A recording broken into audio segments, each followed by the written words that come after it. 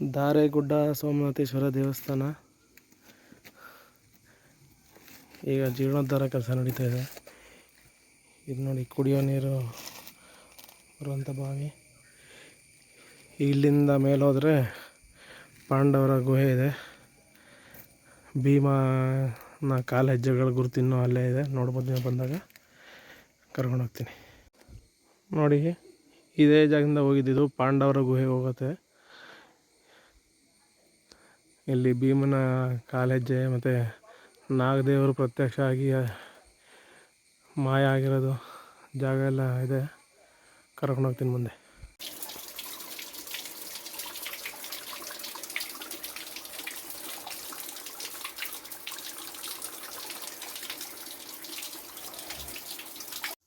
ನೋಡಿ, ಇದು ಭೀಮ ಬಂದು ಹೊಡೆದು ತೂತು ಮಾಡೋಕ್ಕವನೇ ಆ ಟೈಮಲ್ಲಿ, ವನವಾಸ ಟೈಮಲ್ಲಿ. ನೋಡ್ಕೊಳ್ಳಿ, ಪಾಂಡವ್ರ ಗುಹೆ ಒಳಗಡೆ ಬಂದಿದ್ದೀವಿ.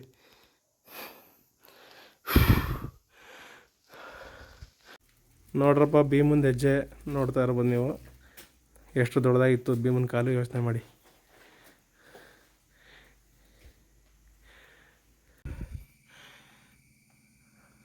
ಕೋಣೆದಾರ ಉಂಟಷ್ಟೆ. ಹೋಗ್ತೀರಾ? ಬಿಡಪ್ಪ. ನೋಡಿ, ಇಲ್ಲಿ ನಾಗದೇವರು ಬಂದಿಲ್ಲಿ ಪ್ರತ್ಯಕ್ಷ ಆಗಿ ಮಾಯ ಆಗಿರೋದಂತೆ. Full powerful snakes, divine snakes. ನೋಡಿ ಫ್ರೆಂಡ್ಸ್, ಯಾರ್ದು ಭೀಮಂದು ಕಾಲೇಜೇ ನೋಡೋಕ್ಕೆ ಏನೋ ಸರ್ಕಸ್ ಮಾಡ್ಕೊಂಡು ನಿಂತಾ ಇದ್ದೀವಿ.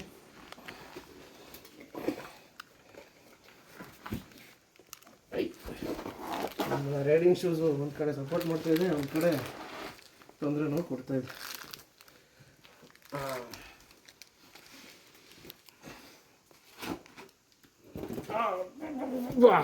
ಸಾಕು.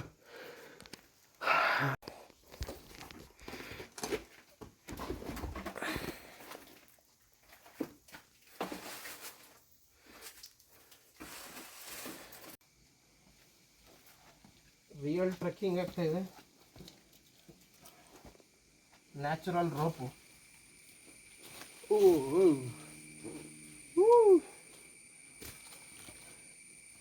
ಹಾಕ್ಬಿಡಪ್ಪ ಸಾಕು. ಇನ್ನು ಯೂಟ್ಯೂಬ್ಗೆ ಹಾಕ್ಬೋದು ಬಿಡು.